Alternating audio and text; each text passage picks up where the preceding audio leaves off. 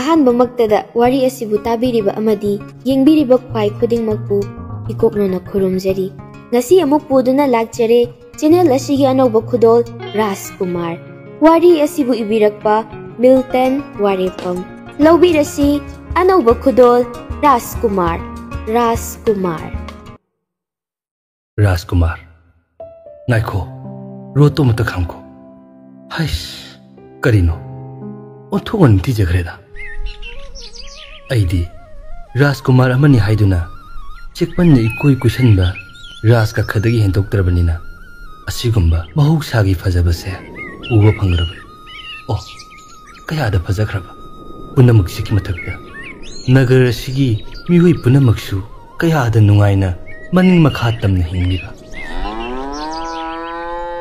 ꯑꯩꯅ ꯉꯁꯤ ꯅꯣꯡꯃꯈꯛ ꯄꯥꯕꯨꯡ ꯃꯍꯥꯔꯥꯖꯇꯒꯤ ꯑꯌꯥꯕ ꯂꯧꯗꯨꯅ ꯈꯨꯡꯒꯪꯁꯤꯡ ꯌꯦꯡꯅꯕ ꯊꯣꯛꯂꯛꯄꯁꯤꯗꯤ ꯖꯥꯒꯣꯔꯅ ꯃꯔꯛ ꯊꯠꯅ ꯃꯖꯥ ꯏꯕꯨꯡꯉꯣ ꯀꯣꯅꯨꯡꯂꯣꯝꯗ ꯁꯅꯥ ꯈꯣꯡꯂꯦꯡꯂꯁꯤꯔꯥ? ꯅꯄꯥꯕꯨꯡ ꯃꯍꯥꯔꯥꯖꯅ ꯅꯨꯃꯤꯠ ꯑꯁꯤꯅ ꯇꯥꯗ꯭ꯔꯤꯉꯩꯗ ꯀꯣꯅꯨꯡ ꯌꯧꯔꯛꯀꯗꯕꯅꯤ ꯍꯥꯏꯅ ꯇꯥꯛꯄꯤꯔꯛꯄꯗꯨ ꯀꯥꯎꯕꯤꯔꯕ꯭ꯔꯣ? ꯔꯥꯖꯀꯨꯃꯥꯔ तसेंगना काउरुरे करमनसु काउरोय। येंगो नुमिदांग वाइरमसिगी संबानबा अतियादा चेकलासिंगना मनिंग तमना पाइरे। अमुकसु येंगो तुंपक तुंपक लेपलेबा चिंसांग नापुमसिंगसिना कयादा निंथिजरिबा सगलोन कया पुरिबा ngangranaraba nungjabiसिंगसिनासु अमुकसु हेन्ना मथोय हाबि। येंगोने नंगसु असेंगमनि मजाइबुंगो हौजिक फजरिबसिदगी शरद ऋतुगी मतमदना अमुकसु हेलिबनिदो असेंगमनि सोइदना हेलंगमनि। जागोर आइखो करिनो ताइबो खोंजेलसिबो संध्या आरतीगी कांसी खोंजेल नत्रा सकलिबे सैसिसु ओंथोकना फजख्रेदा ताबदा पुंगनिंगसे नुंगोलि। जागोर मांगदा चलिबे लंबिसिदा खरा चंगसिलगा आश्रम अमा लैबनि अदुदगी ताकलिबा खोंजेल ओइरमगनि। मजाइबुंगो कुनुंग लेंगसिरा? चलसे से चलो चलो चलो या चलो हारगा। महाराज रानी नचा नुपादी हलक्त्रिबरा अइना ममद्रिगदा हलौ हाइखिबनि। राजकुमार पाबुंग पाबुंग इमा हाय कनानो नचा नुपाई खोंजेल मालिदा। इमागी इबुंगो कैदौरबगे नंगना तहा तहा नपाबुंग कौदुना चेलक्पबो? नपाबुंग सिदा लैरिबसिदी नंगबु उद्रबरो? हा पाबुंग पाबुंग आई उजहौद्रे। आई नंगोने करि हाइखि नुमिसिना ताद्रिङाइदा हलक्कदबनि हाइखिबा नत्रो? पाबुंग नचाबु ngapiu अखोइना लैरिबा सोनापुर सिकी वांगमदा लैरिबा शांतिनगरगी निंथिजबा फजबसि उरुबदा पाबुंग नचा मिफम होंबा ngamखिद्रे अदुना नचा थेंजरपनि। पाबुंग नचाबु ngapiu थिदा अंगाउबसिदी नंबु शांति नोगोर यौरबा? फजबदा हाइनरिबा नोगोरनी। कैदौरबा नंगना इपाबु तहा तहा कौदुना चेलक्पबो हायुने करी हाइनिंगे? पाबुंग महाराज नचा करिगुममता हाइजगे। हायु हायु नपाबुंगदा करी हाइनिंगबा? इमा पाबुंग नचा शांतिनगरदा मतम खितंग लैनबगी अयाबा पाबुंग महाराज अमदी इमा महारानीना पिनबियु। हा मदो अचार जगह अमुक्तंगी तानकिसि। हा करी हाइबा करीनो महाराजना ताकपिरिबसिबो? इमागी इबुंगो करमना इचाना खुंगंगदुदा लैरुगनी राजगुरुगी मफमदा नहै नसिंग तमदुना अदुम लैगदबन। येंगो नथक्तना याम्बा अमा नखादा ननाव अमा लैबा नत्ति। नंगना चटख्रबदी इमादी कनाबु येंगदुना लेहोगनी। इमागी इबुंगो नंग चटखिबा यारोइको? इमा चलो नंगना सामक चतुना राजगुरुगी मफमदा हाजरुचो। हयेंग दरबार कारक्नागी मांगोइनना अइगी नाक्ता हाना लाक्पियु हाइदुना हाइजरुचो चलो। पाबुंग नचा चरुगे। संगाय सिबु कनामत लेतबजाला? गुरुदेव गुरुदेव कनानो राजकुमार नत्तबरा गुरुदेव नसा लाक्चरी मपान तमुक्त लेंथोपिरो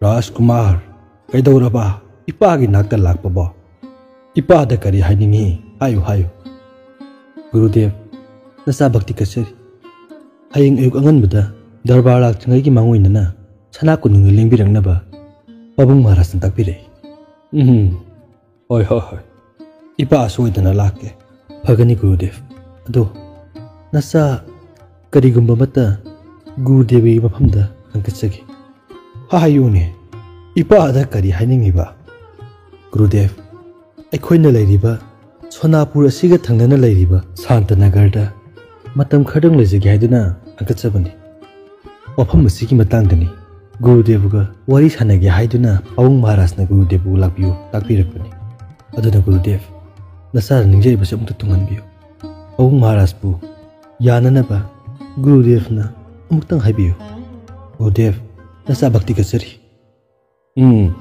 होय होय होय नपाबुंग महाराज की वागी मतुंग इन्ना हाइबा ताब येंगसी नपाबुंगना करी हाइनिंगलिबा गुरुदेव अदुदि नसा मु युजरके यौरो यौरो यौरो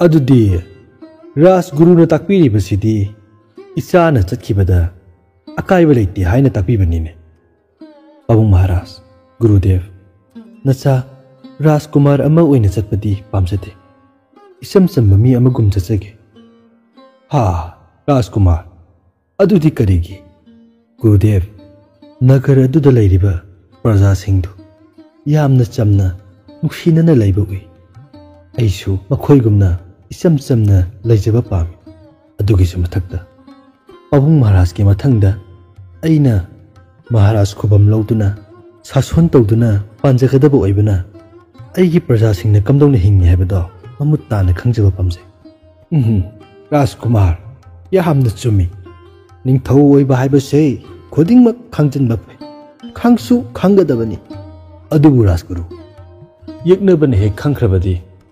महाराज यज्ञबन खंगदब लेते यज्ञबन दी लायरदना अखोइगी लैरिबा प्रजा सिंगसिना फावबा राजकुमार से मसक फजना खंद्रिबनी अदुगी सुमथक्ता हे खंगदब हाइबबु अइने महाराज ने महारानी इबेमने अखोइ खरसि नतना कनानसु खंगलोय फरे राजगुरुना ताकपियो पुनमक अइ याजरगे अदुबु नंगना खंगदबदि थाबुम अमदगी हेना लैबा यारोय पाबुंग महाराज इमागी बुंगो थाबुम अमा हेक फाबगा इमागी नाक्ता पंथदना लाकदबनिको वाबिरुनु इमागी न्याथंग हिक्तोकचरो जागोर असमगी थोंगान होरिबा हाइनो पॉइंट मखोंसिदा न्याक पोथाखसि अदुना फरनि मजाबिमु जागोर ngasi ingonda adumna kauranu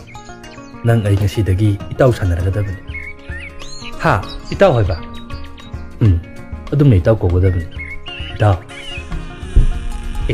asangi thong hangdore lao tangkhilasi phani changasi mahasoi kari gumba mata hajage ba ai bura yani kai tapi gedamno mahasoi akhoi koina chaba tatrik ni अखोई मफम सिदा मतम खरंग चंगजफम लौजगी हाइद्रन लक्जबनी याबिगद्र मासोय मासोय करी याददगे अदुबु मासोय अनिगी परिचय हाना अमुक ताकपियो मासोय आइगी Ming जागोर कौजे आइगिना हरिचंद्र कौजे अखोई अनिमक तुलसी नगर दगिनी मफम सिगी फजबसी उबदा मतम खरंग लेजनदुना तौजबनी वारोगबे यादी करीगी वारोगनी मासोय महासोय अनिना लेबिनिंगो मतम फावबा अतुम लेबियो सोम चंगिरो सोमदा अति घर रोम लेक्सिलसी महासोय याम नुंगाजरे इता चंगसी चंगसी इता अदुदी इता लेफम साफम सु सेम लोरबनिना असोय फावो सुम कोइथु उसिरा हनी इता इताउना निंगबतुदा तवियो आइदी तुंग इंजगदबनी से सिगी guha makhongsida ngak pamnasi.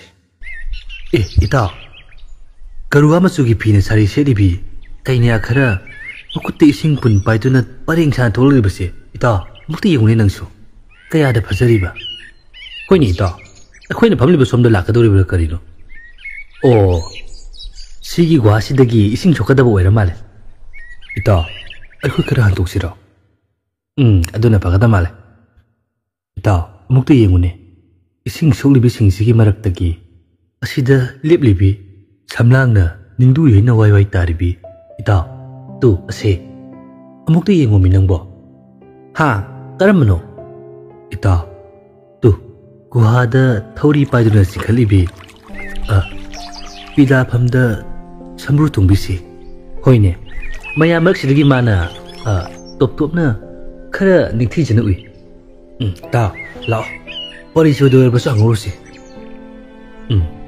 chase jalo ta ai hanange ko karigumba mata Yani, kari takpigadaba.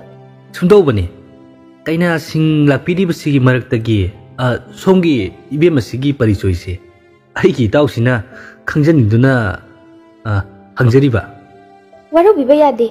Aikhoigi nagar asigi kaina singdi kanano karino khangdaba lamlanbada parichoi khak takthona diye. Chachi. amukta gabi khoba parichoi dumak takpidarbasu ibe magi minglen dumatangdi takpiram Oh, horela shramda haizirage.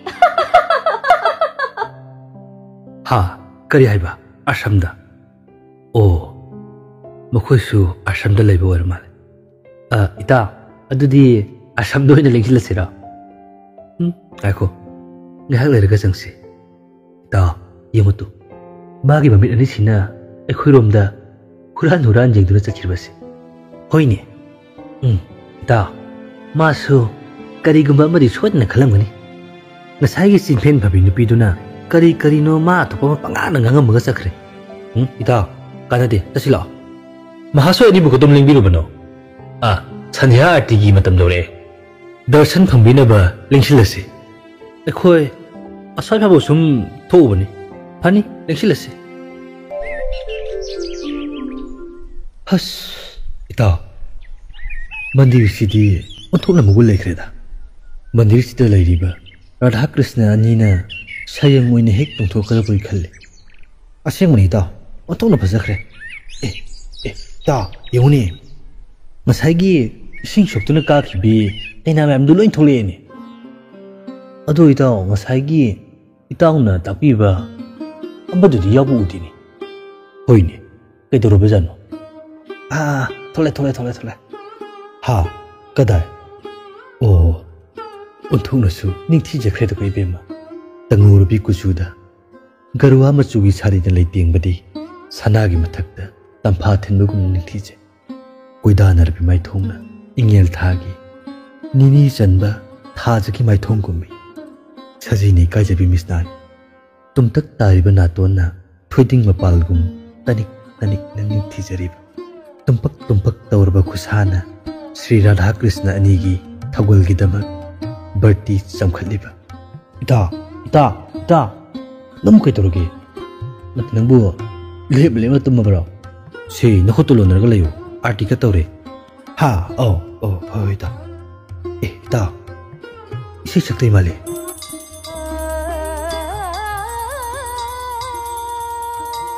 oh aina nahan takhibadudi mana sakli pasai ore yare mazai bungo namitu ishalo as ita nang sidi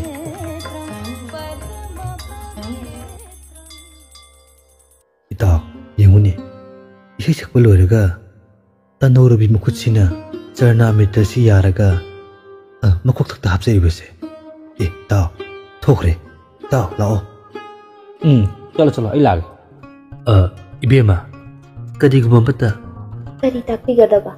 Thamu sengna hekta haijarake ibemagi khonjeldo mathoma nungsigare Loibirabra. Ai muk chacharage.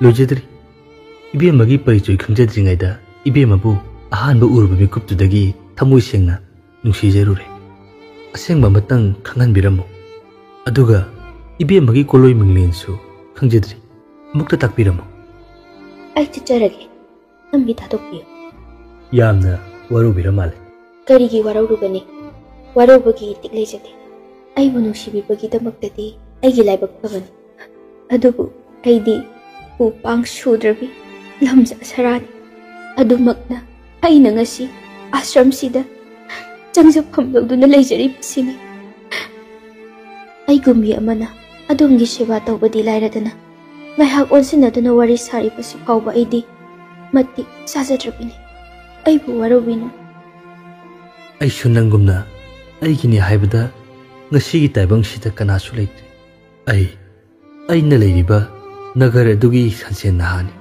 ꯑꯩꯒꯤꯅꯤ ꯍꯥꯏꯕꯗ ꯑꯩꯒꯤ ꯑꯄꯤꯛꯄ ꯈꯥꯡꯄꯣꯛꯁꯪ ꯑꯃꯈꯛ ꯂꯩꯖꯩ ꯑꯩꯒꯤ ꯏꯇꯥꯎꯁꯤꯒ ꯂꯣꯏꯅꯅ ꯑꯩꯒꯤ ꯁꯟ ꯁꯦꯟꯕꯒꯤ ꯊꯕꯛꯇꯨ ꯑꯇꯣꯞꯄꯗ ꯁꯤꯟꯅꯔꯝꯂꯒ ꯂꯝ ꯀꯣꯏꯕ ꯂꯥꯛꯆꯕꯅꯤ ꯑꯗꯨꯕꯨ ꯉꯁꯤꯗꯤ ꯏꯕꯦꯝꯃꯒ ꯊꯦꯡꯅꯖꯔꯦ ꯑꯩꯅ ꯍꯥꯏꯖꯔꯤꯕꯁꯦ ꯑꯃꯨꯛꯇ ꯊꯥꯖꯕꯤꯌꯨ ꯑꯩ ꯆꯠꯆꯔꯦ ꯍꯌꯦꯡꯃꯨꯛ ꯊꯦꯡꯅꯔꯁꯤ ꯐꯅꯤ ꯆꯠꯄꯤꯔꯣ ꯑꯗꯣ ꯏꯕꯦꯝꯃꯒꯤ ꯃꯤꯡꯂꯦꯟꯗꯨꯃꯇꯪꯗꯤ ꯇꯥꯛꯄꯤꯔꯝꯃꯨ ꯑꯣ ꯑꯩꯒꯤ ꯁꯤꯇꯥ ꯀꯧꯖꯩ ꯑꯩ ꯑꯃꯨꯛ ꯆꯠꯆꯔꯒꯦ ꯀꯔꯤ ꯍꯥꯏꯕ ꯁꯤꯇꯥ ꯀꯧꯏ ꯍꯥꯏꯕ ꯑꯣ ꯑꯗꯨꯉꯩꯒꯤ ꯇ꯭ꯔꯦꯇꯥ ꯌꯨꯒꯀꯤ ꯄ꯭ꯔꯚꯨ ꯔꯥꯝꯆꯟꯗ꯭ꯔꯒꯤ ꯁꯤꯇꯥ ꯉꯁꯤꯅ ꯔꯥꯖꯀꯨꯃꯥꯔ ꯍꯔꯤꯆꯟꯗ꯭ꯔ ꯑꯩꯒꯤ ꯁꯤꯇꯥ ꯔꯥꯅꯤ ꯅꯆꯥ ꯅꯨꯄꯥꯅ ꯁꯥꯟꯇ ꯅꯒꯔꯗ ꯆꯠꯈꯤꯕꯗꯨ ꯉꯁꯤꯒ ꯊꯥꯅ ꯅꯨꯃꯤꯠ 14 ꯁꯨꯔꯕꯅꯤ ꯃꯍꯥꯔꯥꯖ ꯅꯨꯃꯤꯠ 14 ꯈꯛꯇ ꯑꯣꯏꯔꯕꯁꯨ ꯃꯃꯥ ꯑꯣꯏꯕꯤ ꯑꯩꯒꯤ ꯊꯃꯣꯏꯗꯗꯤ ꯆꯍꯤ ꯀꯜꯄ ꯑꯃ ꯎꯗꯕꯒ ꯃꯥꯟꯅꯩ ꯀꯨꯏꯔꯦ ꯏꯆꯥꯒꯤ ꯁꯛꯇꯝ ꯎꯔꯛꯇꯕ ꯑꯩꯅ ꯅꯆꯥ ꯁꯦꯟꯅꯅꯕ ꯂꯣꯟꯅ ꯊꯥꯈꯤꯕ ꯃꯈꯣꯏꯁꯤꯡꯗꯨꯅ ꯂꯥꯛꯇꯨꯅ ꯑꯩꯒꯤ ꯅꯥꯛꯇ ꯇꯝꯅꯔꯕꯅꯤ ꯅꯆꯥ ꯅꯨꯄꯥꯗꯨ ꯑꯥꯁ꯭ꯔꯝ ꯑꯃꯗ ꯇꯦꯛꯇ ꯀꯥꯏꯗꯅ ꯂꯩꯔꯦ ꯍꯥꯏꯗꯨꯅ ꯀꯔꯤ ꯍꯥꯏꯕ ꯏꯆꯥꯕꯨ ꯀꯅꯥ ꯂꯩꯖꯗꯕ ꯃꯤꯑꯣꯏ ꯑꯃꯒꯨꯝ ꯑꯥꯁ꯭ꯔꯝ ꯑꯃꯗ ꯏꯃꯥꯒꯤ ꯏꯕꯨꯡꯉꯣ ꯅꯪꯁꯦ ꯑꯣꯟꯊꯣꯛꯄꯅꯤꯗꯀꯣ ꯄꯨꯝꯅꯃꯛ ꯑꯗꯣ ꯏꯆꯥꯒꯤ ꯑꯄꯥꯝꯕꯅꯤ ꯑꯗꯨꯕꯨ ꯃꯥꯅ ꯆꯠꯂꯤꯕ ꯁꯥꯖꯠ ꯑꯁꯤꯗꯤ ꯑꯩ ꯌꯥꯕꯈꯛ ꯉꯝꯃꯣꯏ ꯔꯥꯅꯤ ꯃꯍꯥꯔꯥꯖ ꯀꯔꯤꯅꯣ ꯃꯍꯥꯔꯥꯖꯅ ꯇꯥꯛꯄꯤꯔꯤꯕꯁꯤꯕꯣ ꯅꯅꯥꯏ ꯅꯨꯕꯤꯗꯤ ꯂꯥꯝꯕ ꯐꯪꯖꯗ꯭ꯔꯦ ꯔꯥꯅꯤ ꯅꯪ ꯇꯁꯦꯡꯅꯃꯛ ꯀꯔꯤꯃꯠꯇ ꯈꯪꯗ꯭ꯔꯤꯕꯔꯥ ꯑꯁꯦꯡꯕꯅꯤ ꯑꯩ ꯀꯔꯤꯃꯠꯇ ꯈꯪꯖꯗꯦ ꯑꯣ ꯑꯗꯨꯗꯤ ꯑꯩꯅ ꯍꯥꯏꯔꯤꯕꯁꯦ ꯃꯨꯟꯅ ꯇꯥꯎ ꯅꯆꯥ ꯅꯨꯄꯥꯗꯨ ꯃꯥꯅ ꯂꯩꯔꯤꯕ ꯑꯥꯁ꯭ꯔꯝꯗꯨꯗ ꯂꯩꯕꯤ ꯂꯥꯏꯅꯤꯡꯕꯤ ꯁꯟꯌꯥꯁꯤ ꯑꯃꯗ ꯉꯥꯎꯗꯨꯅ ꯂꯩꯔꯦ ꯍꯥꯏꯗꯨꯅ ꯑꯩꯉꯣꯟꯗ ꯄꯥꯎꯗꯝꯅꯔꯦ ꯃꯗꯣ ꯑꯩ ꯌꯥꯕ ꯉꯝꯂꯣꯏ ꯅꯪ ꯃꯃꯥꯅꯤ ꯄꯨꯝꯅꯃꯛ ꯅꯪꯅ ꯅꯪꯒꯤ ꯅꯆꯥꯗ ꯍꯥꯏꯒꯗꯕꯅꯤ ꯀꯔꯤ ꯑꯩꯒꯤ ꯏꯆꯥꯕꯣ ꯁꯩꯅꯥꯁꯤ ꯑꯃꯗ ꯌꯥꯔꯣꯏ ꯃꯃꯥ ꯑꯩꯅ ꯁꯨꯛꯌꯥ ꯌꯥꯔꯣꯏ ꯑꯩꯅ ꯃꯥꯕꯨ ꯑꯊꯨꯕ ꯃꯇꯝꯗ ꯃꯪꯒꯂꯥꯗꯦꯁꯀꯤ ꯑꯩꯒꯤ ꯃꯔꯨꯞ ꯃꯍꯥꯔꯥꯖ ꯅꯤꯂꯀꯥꯟꯇꯒꯤ ꯃꯆꯥꯅꯨꯄꯤ ꯔꯥꯖꯀꯨꯃꯥꯔꯤ ꯕ꯭ꯔꯤꯟꯗꯥꯒ ꯕꯤꯚꯥ ꯀꯔꯃ ꯄꯥꯡꯊꯣꯛꯅꯅꯕ ꯑꯩꯅ ꯄꯥꯎ ꯊꯥꯈ꯭ꯔꯕꯅꯤ ꯃꯍꯥꯔꯥꯖ ꯏꯆꯥꯕꯨ ꯀꯣꯅꯨꯡꯗ ꯄꯨꯔꯛꯅꯕ ꯑꯊꯨꯕ ꯃꯇꯝꯗ ꯄꯥꯎ ꯑꯃꯨꯛꯇ ꯊꯥꯕꯤꯈꯣ ꯍꯩ ꯀꯅꯥ ꯂꯩ ꯃꯍꯥꯔꯥꯖ ꯀꯩ ꯊꯥꯕꯤꯒꯗꯕ ꯆꯂꯣ ꯁꯥꯟꯇꯅꯒꯔꯗ ꯑꯥꯁ꯭ꯔꯝ ꯑꯃ ꯂꯩꯕꯅꯤ ꯑꯗꯨꯗ ꯑꯩꯒꯤ ꯏꯆꯥ ꯔꯥꯖꯀꯨꯃꯥꯔ ꯍꯔꯤꯆꯟꯗ꯭ꯔ ꯂꯩꯔꯤꯕꯅꯤ ꯃꯗꯨꯗ ꯆꯠꯂꯒ ꯑꯩꯅ ꯔꯥꯖꯀꯨꯃꯥꯔꯕꯨ ꯑꯊꯨꯕ ꯃꯇꯝꯗ ꯀꯣꯅꯨꯡꯗ ꯍꯜꯂꯛꯇꯕ ꯌꯥꯗꯦ ꯍꯥꯏꯗꯨꯅ ꯍꯥꯏꯔꯛꯏ ꯍꯥꯏꯅ ꯇꯝꯃꯨ ꯆꯠꯂꯨ ꯍꯧꯖꯤꯛꯃꯛ ꯆꯠꯂꯨ ꯃꯍꯥꯔꯥꯖ ꯑꯗꯨꯒ ꯅꯣꯏꯅ ꯆꯠꯈꯤꯕ ꯃꯇꯝꯗ ꯃꯍꯥꯛꯄꯨ ꯔꯥꯖꯀꯨꯃꯥꯔ ꯑꯃꯅꯤ ꯍꯥꯏꯕꯁꯦ ꯑꯇꯣꯞꯄ ꯂꯝꯂꯥꯟꯕ ꯀꯅꯥ ꯑꯃꯠꯇ ꯈꯪꯍꯟꯕ ꯌꯥꯗꯦ ꯆꯠꯂꯨ ꯄꯟꯊꯔꯅꯨ ꯐꯒꯅꯤ ꯃꯍꯥꯔꯥꯖ ꯖꯥꯒꯣꯔ ꯀꯔꯤ ꯍꯥꯏꯔꯝꯂꯤꯕꯅꯣ ꯅꯄꯥꯕꯨꯡꯒꯤ ꯌꯥꯊꯪ ꯍꯥ ꯄꯥꯕꯨꯡ ꯃꯍꯥꯔꯥꯖꯅ ꯀꯔꯤ ꯍꯥꯏꯔꯛꯂꯤꯕ ꯅꯄꯥꯕꯨꯡ ꯃꯍꯥꯔꯥꯖꯅ ꯑꯊꯨꯕ ꯃꯇꯝꯗ ꯁꯅꯥ ꯀꯣꯅꯨꯡꯗ ꯍꯜꯂꯛꯇꯕ ꯌꯥꯗꯦ ꯍꯥꯏꯗꯨꯅ ꯇꯥꯛꯄꯤꯔꯛꯄꯅꯤ ꯃꯔꯝꯗꯤ ꯀꯔꯤꯒꯤꯅꯤ ꯍꯥꯏꯔꯝꯕꯒꯦ ꯊꯣꯏꯗꯣꯛꯄ ꯃꯔꯝꯗꯤ ꯍꯥꯏꯔꯝꯕ ꯇꯧꯗꯦ ꯑꯊꯨꯕ ꯃꯇꯝꯗ ꯂꯥꯛꯀꯗꯕꯅꯤ ꯑꯁꯤꯇꯃꯛ ꯍꯥꯏꯔꯝꯃꯤ ꯐꯔꯦ ꯍꯌꯦꯡꯃꯛ ꯆꯠꯅꯅꯕ ꯊꯧꯔꯥꯡ ꯇꯧꯔꯁꯤ ꯍꯌꯦꯡ ꯆꯠꯄꯤꯔꯅꯤ ꯍꯥꯏꯕꯤꯔꯤꯕꯁꯤꯕꯨ ꯑꯍꯣꯏ ꯆꯠꯂꯒꯅꯤ ꯑꯩꯕꯨ ꯑꯩꯈꯣꯏꯒꯤ ꯅꯒꯔꯒꯤ ꯃꯤꯌꯥꯝꯅ ꯀꯧꯔꯛꯄꯅꯤ ꯁꯦ ꯀꯔꯤꯒꯤꯅꯣ ꯅꯪꯅ ꯅꯨꯡꯊꯠꯇꯨꯅ ꯀꯞꯂꯤꯕꯕꯣ ꯑꯩ ꯀꯔꯤꯅꯣ ꯍꯥꯏꯕꯗꯨ ꯈꯪꯂꯒ ꯑꯊꯨꯕ ꯃꯇꯝꯗ ꯅꯅꯥꯛꯇ ꯑꯃꯨꯛ ꯁꯣꯏꯗꯅ ꯑꯃꯨꯛ ꯂꯥꯛꯄꯤꯈꯤꯒꯗ꯭ꯔꯥ ꯂꯥꯛꯀꯅꯤ ꯋꯥꯔꯨꯒꯅꯨ ꯑꯩ ꯁꯣꯏꯗꯅ ꯑꯃꯨꯛ ꯂꯥꯛꯀꯅꯤ ꯆꯟꯗ꯭ꯔꯤ ꯁꯤꯇꯥꯁꯦ ꯅꯪꯉꯣꯟꯗ ꯁꯤꯟꯅꯔꯝꯂꯤꯕꯅꯤ ꯃꯥꯕꯨ ꯀꯞꯍꯜꯂꯝꯒꯅꯨꯀꯣ ꯑꯩ ꯌꯥꯝꯅ ꯊꯨꯅ ꯂꯥꯛꯀꯅꯤ ꯑꯁꯨꯝꯅ ꯏꯇꯥꯕꯨ ꯅꯨꯡꯁꯤꯕ ꯇꯝꯕꯤꯔꯝꯃꯒ ꯍꯨꯟꯗꯣꯛꯇꯨꯅ ꯊꯝꯕꯤꯔꯝꯒꯦ ꯇꯥꯛꯄꯤꯔꯤꯕꯁꯤꯕꯨ ꯅꯨꯄꯥ ꯑꯣꯏꯕ ꯅꯈꯣꯏꯒꯤ ꯍꯧꯅ ꯁꯥꯔꯣ ꯅꯠꯇꯦ ꯅꯠꯇꯦ ꯑꯗꯨꯝꯅ ꯈꯟꯕꯤꯒꯅꯨ ꯑꯩꯈꯣꯏꯒꯤ ꯅꯒꯔꯒꯤ ꯃꯤꯑꯣꯏꯁꯤꯡꯅ ꯀꯧꯕꯒꯤ ꯆꯠꯇꯕ ꯌꯥꯗꯕꯒꯤꯅꯤ ꯑꯩ ꯑꯊꯨꯕꯗ ꯁꯣꯏꯗꯅ ꯂꯥꯛꯆꯒꯅꯤ ꯆꯠꯄꯤꯔꯨꯔꯣ ꯑꯗꯨꯕꯨ ꯀꯧꯕꯤꯔꯣꯏꯗꯕ ꯑꯃꯅ ꯂꯥꯏꯕꯛ ꯊꯤꯕꯤ ꯀꯅꯥꯒꯨꯝꯕꯤ ꯑꯃꯅ ꯑꯗꯣꯝꯕꯨ ꯈꯧꯔꯥꯡꯅ ꯉꯥꯏꯍꯧꯏ ꯍꯥꯏꯕꯁꯤꯃꯇꯪꯗꯤ ꯀꯧꯕꯤꯒꯅꯨ ꯐꯔꯦ ꯁꯤꯇꯥ ꯑꯩ ꯆꯠꯂꯨꯈꯤꯒꯦ ꯏꯇꯥꯎ ꯆꯠꯂꯁꯤ ꯄꯥꯕꯨꯡ ꯃꯍꯥꯔꯥꯖ ꯅꯆꯥꯗ ꯃꯤꯅꯝꯕꯤꯔꯤꯕ ꯀꯔꯤꯒꯤꯅꯣ ꯅꯆꯥꯗ ꯇꯁꯦꯡꯕꯗꯨ ꯑꯗꯨꯃꯛ ꯇꯥꯛꯄꯤꯕꯗ ꯀꯌꯥꯃꯨꯛ ꯌꯥꯝꯅ ꯀꯥꯏꯕꯒꯦ ꯑꯩꯅ ꯈꯪꯉꯤ ꯅꯪꯉꯣꯟꯗ ꯑꯆꯨꯝꯕ ꯑꯁꯦꯡꯕꯗꯣ ꯍꯥꯏꯔꯕꯗꯤ ꯅꯪꯕꯨ ꯁꯅꯥ ꯀꯣꯅꯨꯡ ꯑꯁꯤꯗ ꯍꯜꯂꯛꯎ ꯍꯥꯏꯕꯗ ꯅꯪꯕꯨ ꯂꯥꯛꯈꯤꯗ꯭ꯔꯣ ꯍꯥꯏꯕꯅꯦ ꯅꯪꯕꯨ ꯂꯥꯛꯈꯤꯒꯗ꯭ꯔꯣ ꯑꯗꯨꯅ ꯅꯪꯉꯣꯟꯗ ꯑꯁꯦꯡꯕ ꯍꯥꯏꯗꯕꯅꯤ ꯁꯦ ꯑꯩꯅ ꯍꯥꯏꯔꯤꯕꯁꯦ ꯏꯟꯗꯕ ꯌꯥꯔꯣꯏ ꯑꯩꯒꯤ ꯃꯔꯨꯞ ꯔꯥꯖꯀꯨꯃꯥꯔ ꯅꯤꯂꯀꯥꯟꯇꯗ ꯑꯩꯅ ꯄꯥꯎ ꯄꯨꯝꯅꯃꯛ ꯄꯤꯗꯨꯅ ꯂꯣꯏꯈ꯭ꯔꯕꯅꯤ ꯔꯥꯖꯀꯨꯃꯥꯔꯤ ꯕ꯭ꯔꯤꯟꯗꯥꯅ ꯅꯪꯕꯨ ꯕꯤꯚꯥ ꯀꯔꯃꯒꯤ ꯂꯩ ꯄꯔꯦꯡ ꯍꯨꯛꯅꯅꯕꯒꯤꯗꯃꯛꯇ ꯉꯥꯏꯗꯨꯅ ꯂꯩꯈ꯭ꯔꯕꯅꯤ ꯆꯂꯣ ꯑꯩꯅ ꯍꯥꯏꯔꯤꯕꯁꯤꯅꯤ इमागी इबुंगो नपाबुंगना हारिबसे इल्लु इचाना राजकुमारी बृंदागा विवाह कर्म पांगथोकपा तारबदी लैनरिबा लेबाक अनिगी नुसिनबगी मरिसु हेन्ना चेसिलगनी नंग नपाबुंगी मगुन खंगलिबा नत्रो नपाबुंगना सावख्रबदी नसी करी ओइगनी हयेंग करी ओइगनी तंबा ngamba नत्ते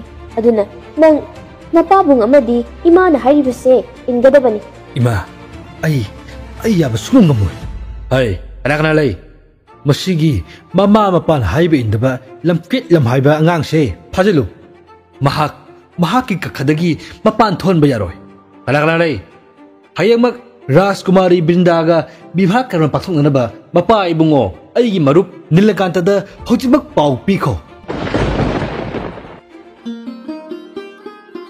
इमागी बुंगो येंगो हयेंग विवाहगी दमकता हिल्लिबा खोंगलिबा मयामसे पुनमक मंगोली मसक मसिदा इचाना करिगिनो नुसुक नुजानना लरिबबो राजकुमारी बृंदाना इचागे वारी सननी हाइदुना मपानदा अंजरकनबगी अयाबा ngaihori माबु मुक्तंग वारी सनबियो मचाइबे मा सोमदा लेंसिनबिरो अदुदी इमासु करिनो अवार अपा येंगलुखिगेको आई अमुक्ता चंजरके यानी लेंसिनबिरो पुकनिंग करी नुंगाइतबा करी पेंदब लेबिबगे हयेंगसे राजकुमार अमदी एगी विवाह कर्म नुमितने पेंदब नुंगाइबिदब पुनमक इफमन ताकपियो करिसु पेंदब करिसु नुंगाइतब लेजदे आइदी लानफमदगी फादुना पुरकपा बोंदीगुंबनी करी हाइबा तामलबा असमगी सिदाइदा हौरिबा हाइनौ पामी मखोंदा लेपदुना आइगी माइकैतबु येंदुना लेहौरिबी कनागुंबी अमगिदमक थमुइसे वारिबन हक्चांग पोलांग सिदनी मफमसिदा उदुना लाक्लिबा थवाइदी तमहौरवी मागी मनाक्ता लैख्रबनी राजकुमार असेंगमनी मागी ने हाइबदा कनासु लेजति अइना माबु मिनम्बिदुना मफमसिदा पाबुंग महाराज इमा महारानीगी अकनबा याथंगी मतुंग इन्ना लाखिबनी राजकुमारी अइना नंबु मिराइबदी नत्ते मादी नंगा येंगनबदा अदुकी मतिक तोंथरबिन मागी दम खलुबदा थमुइसे उंगमदे अदुगा करिगी अइगी नाक लाक्पिरिबा अइना हाइजखिबदुनी पाबुंग महाराज अमदी इमा महारानीगी अकनबा याथंगी मतुंग इन्ना मफम असिदा लाखिबनी बाबिरुगनु राजकुमार अइना राजकुमार की निंबा सोइदन थोंगनजगनी हा करी हाइबा अदुदी काय ख्रसनु विवाह कर्म चामा नंजसनु इकाइबा मदुदा अइना चिंगनगदब नत्ते अइसु लैबाक असिगी राजकुमारीनी अदोमगी थमोइदा ताखिबा सक्तमदो अइना कैदोंगैदसु मुथनबा पामदे अइ खंगी अदोमगी थमोइदा अइगी मम्मी कैदोंगैदा ताबा ngमोइ हाइबा अइगी नुसिबनसु अदोमगी थमोइबु खक खुदुम चनबा ngमोइ हाइबा होरेन अहिंग अथेंगमदा लेंबिनबा थौरांग तौदुना लेबिरम राजकुमारी अंगपनी नंगी थमो अइना नंबु हन्ना थागले सोमदा लेंबिरो सोमदा लेंबिरो अइना हन्ना थौरांग तौदुना थमजरिबा रोड सिदा tongduna lengbiru. Rajkumari, yam nungaje. Dudi ay amukta ngaibikho. Hayingi numitta adom gi ngaksamda hukjananaba ikhutmakna lengjakhiba mara laijadrabi lairang pareng anise itaroi magi mafamda sinabiduna punsi leipun sembiyu. Kada pinabiru pigau sana yajari. Se sida lejare. Karamba numit thadani mana aigi nakta lakadaba. Ita Malika, Ita Madhavi, nakoisu mukta hayune. Mahabula aroidro. Nate, mahak lagini.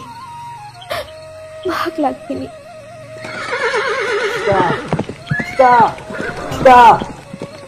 Ay naharamba wagi matungina ay ngasidi nang ninanagta laklabane. Ay nang mutawagtuna mafam kaydasu chatlaroi.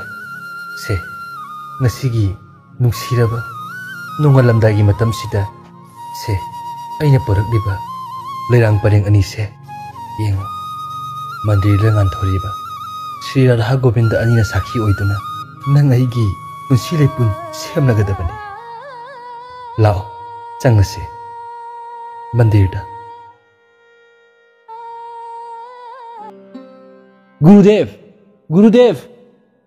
hai kanano nongalamda sida Gurudev अखोइनी करिगुमता हाइजगे मुक्ता लेंथोकपिरो हाँ आई हेबली कन्ना गुरुदेव ननाई हरिचंद्रनी ओ आखो कैदौरबा गुरुदेव ननाई भक्ति कचरी यारे कैदौरबा हायो गुरुदेव ननाई अखोइ अनिबु ngसिगी नुंसिना ngaद्रिङाइगी मतमदा मंदिर नुंगदा पुसिनबिदुना सोहा मंत्र सोंदुना ननाई अनिबु पुंसी लेपुन मुक्त सेंबियु गुरुदेव. हा करी हाइबा अनागा गुरुदेव अइगी दमक्ता वाजबन मसरुक उइदुना लेजरिबी सीतागा करी हाइबा सीतागा मानी गुरुदेव.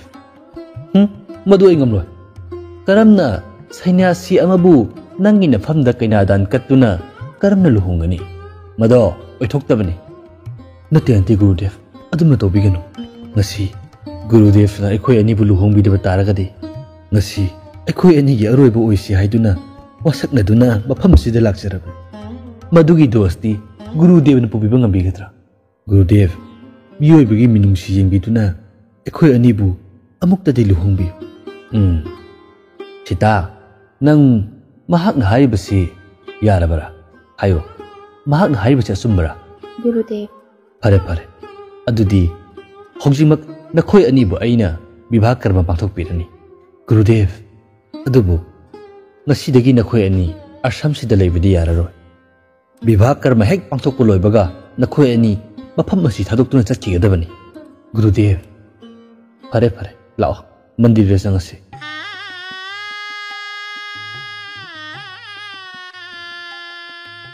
ngasiगी याइ फरब नमित सूर्यदेवना उदियागिरीदगी तरंग थोलप मतम असिमक्तदा अइना हरिचंद्रा नंगी नफमदा कैनादान पीरबन नखोइ अनि पुंसी नुंसांगना पुंसी मतो लोमना पांजरो गुरुदेव ननाई खोइ भक्ति कचरी फरे चचरो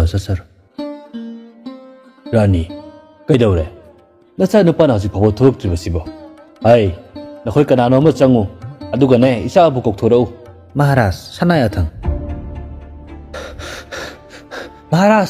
महाराज कैदौरे अदुक फिंगना महाराज राजकुमार दु मागी कखद लेरमद्रे करी हाइबा अय नखोइ खर चंगु राजकुमार दो कदाइदा लेगे हाइबदु थिरौ महाराज राजकुमार ने लेरिबा कखा सिगी का खुतमक्त चंगदुना छिनबा थुंगना जिंगेरुरबनी महाराज करिनो तारिबा पावसिबो इचा कदाइदा चक्रे हाइबनो ममा मपाबु लेपाक ममांगदा चंगहार हातपा अइबु इकाइबा पिरंबा अय तराकरा लई चलो हरिचंद्रबु अथु मतमदा फादुना अइगी हक्ता पोरकदबनी तारबरा हाइबसे माबु लेरेम मफम अमदगी हेक्ता फादुना पोरकदबनी चलो हरिचंद्र इमागी बुमो रानी रानी रानी मरुप हंतकी मतंगसी अइबु अमुक्त ngakpiyu करी आइबा अइबु leipak mamangda asuk chauna ikaiba piraga ngakpiyu haiba मरुप अइना माबु हेक फाबगा नंगी नखुत्तु सिन्नगनी मरुप न मंगोंदा पिनिंगबा चराक पीबदा अइना इसानी हाइदुना वरोबा खक लैरोय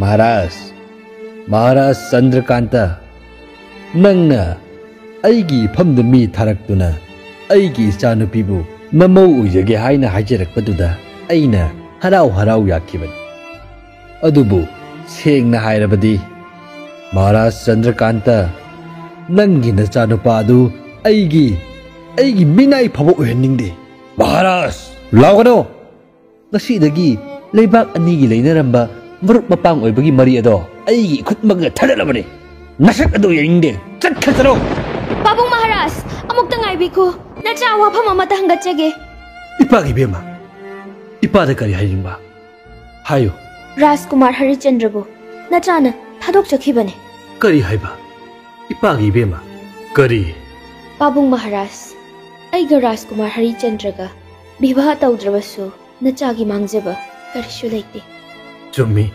इचागी करी मांगजरुगनी पाबुंग महाराज सेंगलबा थमोय अनिगी मरीदी नचाना थमोय सोनबी नुपीगी मपोक्ता पोक्लुबना थादतबा खक ngamjade करी हाइबा माइकई खंगदत चेंथरीबा थमोय अनिगी चेलबु नचानी चेल अमत ओइना पुना चेलहनबा पामजरुरी अदुना नचाना राजकुमार हरिचंद्रबु थादोक चखिबने नचाबु ngakpiyu पाबुंग महाराज हानगुम लेबाक अनिगी नुसिनबसु काइदनबा पाबुंग महाराज अनिना सिनबियो विवाह कर्म थुगाइबगी दंदी पुंबा नचादा पिनबियो पाबुंग महाराज करीगी इचादा दंदी पिरुगनी अदुनीदना मियोइबगी थमोय मियोइबगी पुक्सेल हाइबदो नंगबु इचा ओइना फंगजबसे इपाकी कयादा लाइबक फखरबा मरुप असौबना मंगोइना खिदुना हाइरोइदबा वा कया अमा हाइखरे मरुप अइबु मुक्ता ngakpiyu हानगुम लेबाक अनिगी नुसिनबगी इचेल काइदना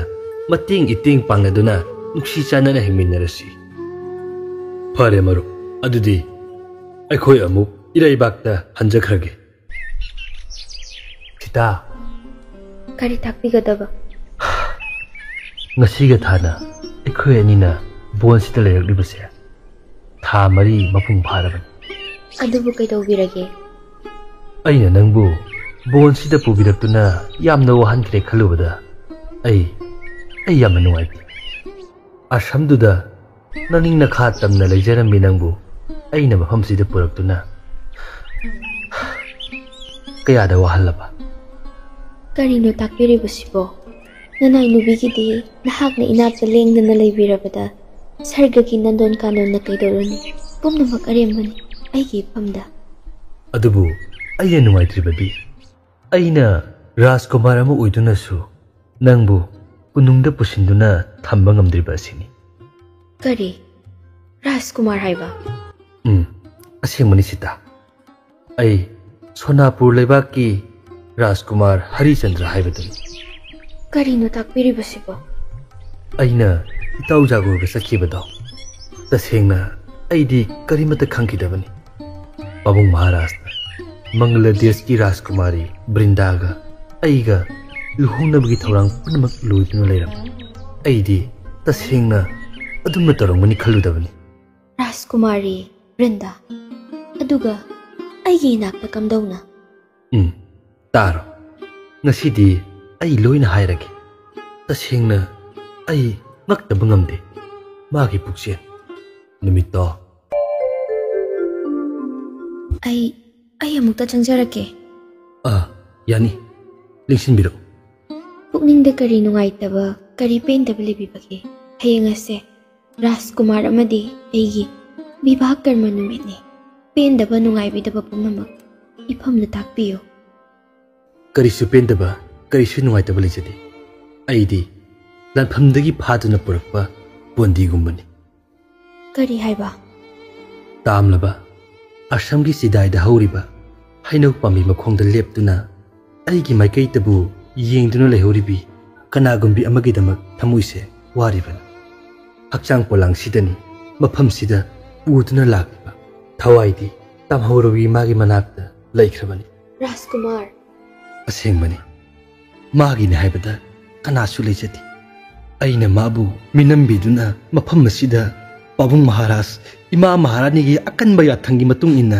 लाखिबनी राजकुमारी अैना नंबु मिराइबदि नत्ते मादी नंगा येंगनबदा अदुकी मतिक तोंथरबि मागिदमक खलुबदा थमुइसे उंगमदे अदुगा करिगी अैगी नाका लाक्पिरिबा अैना हाइजखिबदुनी पाबुंग महाराज अमदी इमा महारानी की अकनबा याथंगी मतुंग इन्ना मफम असिदा लाखिबनी बाबिरुगनु राजकुमार अैना राजकुमार की निंगबा सोयदन थोंगनजगनी हा करि हाइबा अदुदी काय खरसनु विवाह कर्म चामा चामा नंगजसनु इकाइबा मदुदा अैना चिंगनगदबा नत्ते अैसु लैबाग असिगी राजकुमारीनी अदोमगी थमोइदा ताखिबा सक्तमदो अैना कैदोंगैदुसु मुधनबा पामदे अै खंगी अदोमगी थमोइदा अैगी मम्मी कैदोंगैदा ताबा ngमोइ हाइबा अैगी नुसिबनसु अदोमगी थमोइबु खक खुदुम चनबा ngमोइ हाइबा होरेन अहिंग अथेंगबदा लेंबिनबा थौरांग तौदुना लेबिरम राजकुमारी अंगपनी नंगी थमो अैना नंबु हन्ना हन्ना थगन सोमदा लेंबिरओ सोमदा लेंबिरओ अैना हन्ना थौरांग तौदुना थमजरिबा रोडसिदा तोंगदुना लेंबिरो राजकुमारी याम नुंगाजे दुदी अै अमुक्ता ngaiबिखो हयेंगी नुमित्ता अदोमगी ngaksamda hukjananaba इखुदमकना लेंजखिबा मरा लैजद्रबि लैरांग परेंग अनिसे इतारोय मागी मफमदा सिनबिदुना पुनसि लै पुनसिमबियु कदा पिनबिरो फिगाउ साने याजरे से सिदा लैजरे असुमना अै नंगी ननाक्ता लाखपा ngमखिबनी ओ ओंथोकना पुक्चल चावख्रेदा महाक्की मपालना राजकुमारबो ngasiदी अैगी ओइबा पंगजरे अदुबु मतम अमदी लाखिनी करम्बा मतम पाबुंग महाराज अमदी इमा महारानीना अैखोय अनिबु लखतबिबा मतमदुनी अैना खौरांगना ngaiजरिबा अदुबु सना कुनुंगी अरंग अराक अमदी नुंगायाई फना लैरनी हाइबगी नत्ते सिदा अैना ताइबंग खोंगदारकपा मतमदगी अपोक्पी इमा अमदी अैबु पोक्पीबा इपाबु मसक खंगजहौद्रबिनी अैना खंगजहौबा हाइबबु अैबु पोक्पीरंबा इमागी ममिंगतनी अदुना अैना पामजबदी सुपनतंगी पाबुंग महाराज अमदी इमा महारानी अनिगी सेबातनी मतमदो नोंबदी सोदन लाखिनी फरेसे ngasiगी kari kari wala paleriगे ngasigiди yarani thawjal haiba tata makhoi khara laame makhoina dan tawbiramba cheng hawai kharasina adubu singkitang thibiro hoi hoi adudi manak lakpa thial sidagi ai singkitang thiuki ko maharaj ichagi masak uraktaba matam kui इचाबो मुक्त थिबियु महाराज रानी अैना कैरग हना मागी वफमदु पलागनु हाखरब नत्रो मा अैगी सा नत्रबनी अैगी इफमदगी मा सिखरबनी मतुंगदा मागी वा हेक हौदोलबदी रानी अैबु फत्ते हाइगनो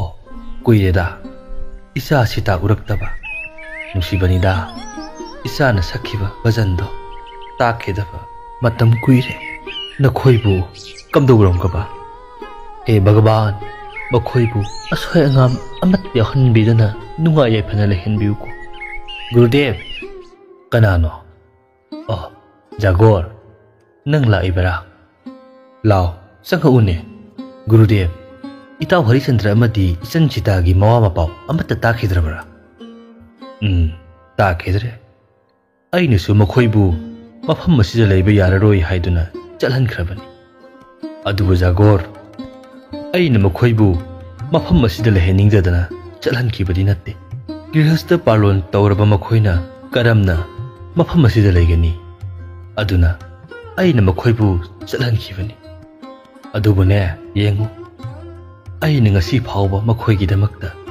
ꯑꯩꯅꯤ ꯁꯦꯕꯥ ꯆꯠꯆꯔꯤꯕ ꯁ꯭ꯔꯤ ꯔꯥꯙꯥ ꯀ꯭ꯔꯤꯁꯅ ꯑꯅꯤꯒꯤ ꯃꯐꯝꯗ ꯃꯈꯣꯏꯒꯤ ꯃꯉꯣꯜ ꯑꯥꯔꯁꯤꯕꯥꯗ ꯅꯣꯡꯃꯇ ꯀꯥꯡꯗꯅ ꯅꯤꯖꯈꯤꯕꯅꯤ ꯒꯨꯔꯨꯗꯦv ꯌꯥꯝꯅ ꯅꯨꯡꯉꯥꯏꯖꯔꯦ ꯑꯗꯨꯕꯨ ꯒꯨꯔꯨꯗꯦv ꯏꯇꯥꯎ ꯍꯔꯤꯆꯟꯗ꯭ꯔ ꯑꯃꯗꯤ ꯏꯆꯟ ꯁꯤꯇꯥ ꯃꯈꯣꯏ ꯑꯅꯤꯅ ꯍꯦꯛ ꯂꯥꯛꯂꯕꯗꯤ ꯀꯗꯥꯏꯗ ꯂꯩꯔꯤ ꯍꯥꯏꯕꯗꯨꯃꯛꯇꯪꯗꯤ ꯒꯨꯔꯨꯗꯦvꯅ ꯈꯪꯕꯤꯔꯝꯃꯨ ꯑꯩꯅ ꯊꯥꯖꯩ ꯃꯈꯣꯏ ꯑꯅꯤ ꯁꯣꯏꯗꯅ ꯃꯐꯝꯁꯤꯗ ꯅꯣꯡꯃ ꯅꯠꯇ꯭ꯔꯒ ꯅꯣꯡꯃꯗꯤ ꯁꯣꯏꯗꯅ ꯂꯥꯛꯈꯤꯒꯅꯤ ꯐꯔꯦ ꯒꯨꯔꯨꯗꯦv ꯑꯗꯨꯗꯤ ꯑꯩ ꯑꯃꯨꯛ ꯆꯠꯆꯔꯒꯦ ꯑꯩ ꯃꯔꯛ ꯃꯔꯛꯇ ꯍꯦꯛ ꯂꯥꯛꯆꯒꯦ ꯐꯔꯦ ꯐꯔꯦ ꯆꯠꯂꯣ ꯆꯠꯂꯣ ꯒꯨꯔꯨꯗꯦv ꯑꯩ ꯚꯛꯇꯤ ꯀꯠꯆꯔꯤ ꯌꯥꯔꯦ ꯌꯥꯔꯦ ꯌꯥꯔꯦ ꯔꯥꯅꯤ ꯀꯩꯗꯧꯔꯕꯒꯦ ꯅꯪꯕꯣ ꯑꯍꯤꯡ ꯅꯣꯡꯌꯥꯏꯁꯤꯗ ꯅꯆꯥꯒꯤ ꯀꯥꯁꯤꯗ ꯆꯪꯗꯨꯅ ꯑꯗꯨꯝ ꯀꯞꯇꯨꯅ ꯂꯩꯔꯕ꯭ꯔꯣ ꯅꯪꯕꯣ ꯃꯍꯥꯔꯥꯖ ꯏꯆꯥꯗꯣ ꯉꯁꯤ ꯑꯩꯒꯤ ꯃꯪꯂꯥꯟꯗ ꯌꯥꯝꯅ ꯑꯋꯥꯕ ꯁꯛꯐꯝꯅ ꯎꯔꯝꯃꯦ ꯍꯥ ꯏꯆꯥꯕꯨ ꯎꯔꯝꯃꯦ ꯍꯥꯏꯕ ꯃꯟꯖꯨꯅꯔꯕ ꯐꯤꯖꯣꯜ ꯁꯦꯠꯇꯨꯅ ꯁꯅꯥ ꯀꯣꯅꯨꯡꯁꯤꯒꯤ ꯊꯣꯡꯒꯥꯜꯗ ꯂꯦꯞꯇꯨꯅ ꯏꯃꯥ ꯅꯆꯥ ꯌꯥꯝꯅ ꯋꯥꯔꯦ ꯅꯆꯥꯗ ꯁꯅꯥ ꯂꯤꯀꯣꯜ ꯈꯨꯖꯤꯡ ꯈꯤꯇ ꯄꯤꯅꯕꯤꯌꯨ ꯍꯥꯏꯗꯨꯅ ꯅꯤꯔꯝꯃꯦ ꯑꯩꯅ ꯀꯣꯅꯨꯡꯗ ꯆꯪꯂꯁꯤ ꯍꯥꯏꯅ ꯀꯧꯁꯤꯟꯕꯗ ꯄꯥꯕꯨꯡꯅ ꯁꯥꯎꯅꯤ ꯅꯆꯥ ꯆꯪꯖꯔꯔꯣꯏ ꯍꯥꯏꯗꯨꯅ ꯇꯞꯅ ꯇꯞꯅ ꯑꯋꯥꯡ ꯄꯥꯡꯅ ꯆꯠꯈꯤ ꯃꯍꯥꯔꯥꯖ ꯑꯩꯕꯨ ꯏꯆꯥꯅ ꯌꯥꯝꯅ ꯋꯥꯔꯧꯈ꯭ꯔ ꯃꯥꯜꯂꯦ ꯑꯩꯅ ꯑꯆꯥꯎ ꯑꯔꯨꯝ ꯀꯥꯔꯨꯕꯅ ꯏꯆꯥꯕꯨ ꯏꯅꯥꯛꯇꯒꯤ ꯂꯥꯞꯅ ꯏꯟꯊꯣꯛꯈꯤꯕꯅꯤ ꯍꯧꯖꯤꯛꯇꯤ ꯑꯩꯁꯨ ꯑꯍꯜ ꯑꯣꯏꯔꯝꯃꯦ ꯂꯩꯕꯥꯛ ꯄ꯭ꯔꯖꯥꯒꯤ ꯅꯤꯡꯕꯁꯨ ꯊꯨꯡꯍꯟꯕ ꯉꯝꯗ꯭ꯔꯦ ꯌꯦꯡꯉꯨ ꯂꯩꯕꯥꯛ ꯑꯁꯤꯒꯤ ꯃꯆꯤ ꯃꯆꯤ ꯈꯨꯗꯤꯡꯗ ꯊꯣꯛꯂꯤꯕ ꯍꯨꯔꯥꯟ ꯆꯤꯟꯊꯤ ꯃꯤꯍꯥꯠ ꯃꯤꯄꯨꯟ ꯋꯥꯊꯣꯛ ꯂꯥꯟꯊꯣꯛ ꯃꯌꯥꯝꯁꯦ ꯑꯩꯅ ꯌꯦꯡꯁꯤꯟꯕ ꯉꯝꯗ꯭ꯔꯦ ꯔꯥꯅꯤ ꯑꯩꯁꯨ ꯏꯆꯥꯕꯨ ꯊꯤꯗꯨꯅ ꯔꯥꯖ ꯑꯚꯤಷꯦꯛ ꯇꯧꯕꯤꯗꯨꯅ ꯅꯤꯡꯊꯧ ꯈꯨꯕꯝꯁꯦ ꯏꯆꯥꯗ ꯁꯤꯟꯅꯔꯒꯦ ꯍꯥꯏꯅ ꯈꯜꯂꯤ ꯑꯗꯨꯅ ꯍꯌꯦꯡꯒꯤ ꯅꯨꯃꯤꯠꯇ ꯁꯦꯅꯥꯄꯇꯤꯗ ꯁꯤꯟꯅꯗꯨꯅ ꯏꯆꯥꯕु ꯐꯪꯅꯅꯕ ꯊꯤꯍꯜꯂꯒꯦ ꯂꯥꯎ ꯂꯥꯎ ꯂꯥꯎ ꯅꯣꯡ ꯉꯥꯟꯈꯤꯕꯅ ꯍꯥꯜꯂꯅꯤ ꯉꯥꯏꯍꯥꯛ ꯄꯣꯊꯥꯖꯔꯨꯔ ꯂꯥꯎ ꯑꯩ ꯅꯈꯣꯏ ꯀꯅꯥ ꯀꯅꯥ ꯂꯩ ꯅꯕꯦꯝ ꯑꯁꯤ ꯑꯃꯨꯛꯇ ꯃꯥꯒꯤ ꯀꯈꯗ ꯄꯨꯁꯜꯂꯨ ꯁꯦꯅꯥꯄꯇꯤ ꯃꯍꯥꯔꯥꯖ ꯀꯩ ꯇꯥꯛꯄꯤꯒꯗꯕꯅꯣ ꯅꯪ ꯅꯁꯥ ꯌꯥꯎꯅ ꯆꯠꯂꯨ ꯑꯩ ꯏꯆꯥ ꯍꯔꯤꯆꯟꯗ꯭ꯔꯕꯨ ꯊꯤꯗꯨꯅ ꯌꯥꯝꯅ ꯊꯦꯝ ꯅꯧꯗꯨꯅ ꯁꯅꯥ ꯀꯣꯅꯨꯡ ꯑꯁꯤꯗ ꯄꯨꯔꯛꯀꯗꯕꯅꯤ ꯉꯁꯤꯗꯒꯤ ꯅꯨꯃꯤꯠ ꯍꯨꯝꯅꯤ ꯐꯥꯎꯕꯒꯤ ꯃꯅꯨꯡꯗ ꯄꯨꯔꯛꯀꯗꯕꯅꯤ ꯈꯪꯂꯕꯔꯥ ꯃꯍꯥꯔꯥꯖ ꯑꯩꯅ ꯃꯖꯥ ꯏꯕꯨꯡ ꯍꯔꯤꯆꯟꯗ꯭ꯔꯕꯨ ꯁꯣꯏꯗꯅ ꯄꯨꯖꯔꯛꯀꯦ ꯑꯗꯨꯗꯤ ꯅꯅꯥꯏ ꯑꯃꯨꯛ ꯆꯠꯂꯣ ꯁꯣꯏꯕ ꯌꯥꯗꯦ Maharaj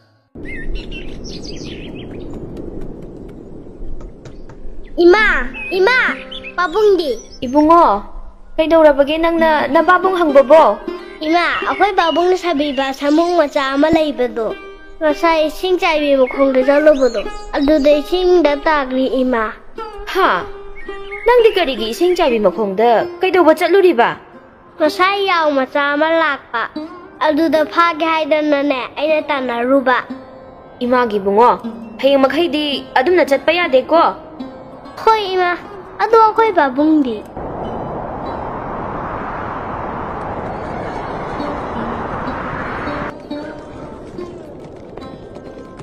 Karino ne?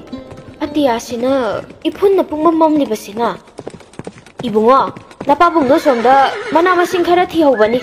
Amok ta kauro chalo. Hoy Ima. Ima, lagi ba sing sidi lingthaw manay napta ni.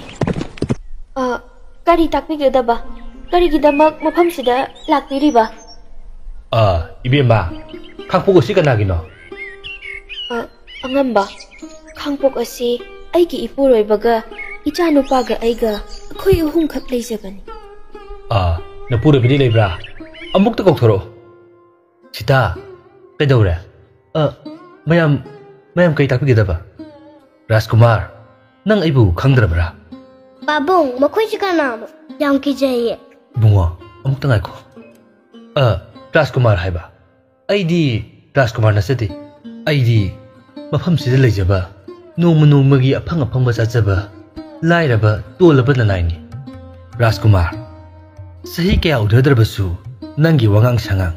Nangi sawong sabana sina mayek sing na kangi. Nang Rajkumar Harichandra ni haiba. Karigi lopiribano. Ingonda sing haibiyo. Pahung Maharaj na kari takpirak pa. Mazay bungo, nanay senapati ikulibag ta na bakti kasari.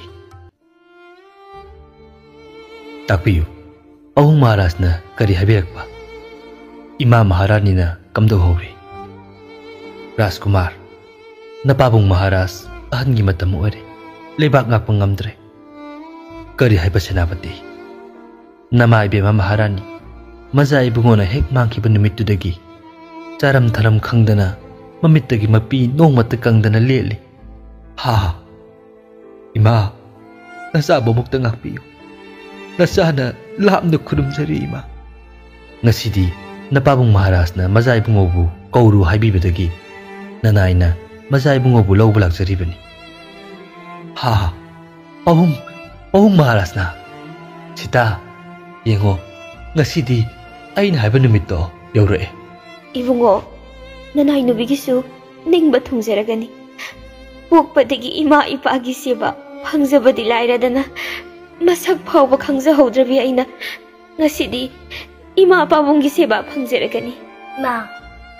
Hai, noi kanano ama road ama thorang to. Mazay bungo, road ta likapirasi. Bema nengklasi. Phagani. Ibungo, lao. Ma. Ha, icha lai haiba. Imagi bungo, kadai. Imagi bungo, nang imabu kari mata nungsidrabo. Karigino, imabu asuk wahaliba. Imagi bungo. Kadai, ipagi Harichandra. Lao, ipakungila. Nang ngasi phawba ipabu warori bro. Lao. Oh Maharaj. Nasana lagkiba ngaktan. Nasabu mutang ngakpiyo Pahung Maharaj. Babung, makoy si kanam. Ipagi Harshi, yengo. Mangda lairibase nangi idawdo khoiramo.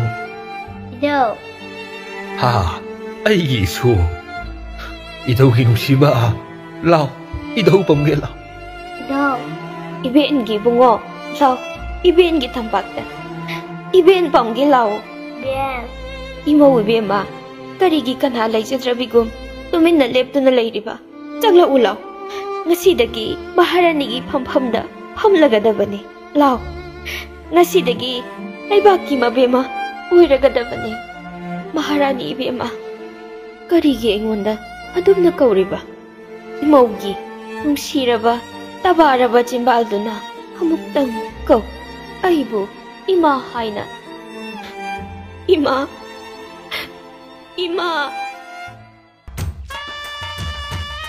Se, ipagi Harichandra.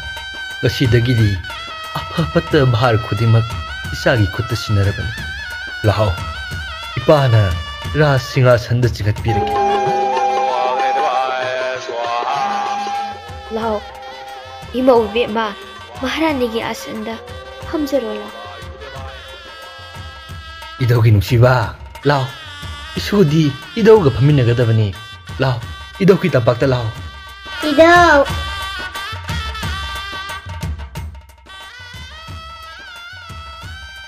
Matang asida Rajkumar haiba wari asi losinjare. Ai wari sibu kamdobigi habadu comment sungsoi soidana habiram.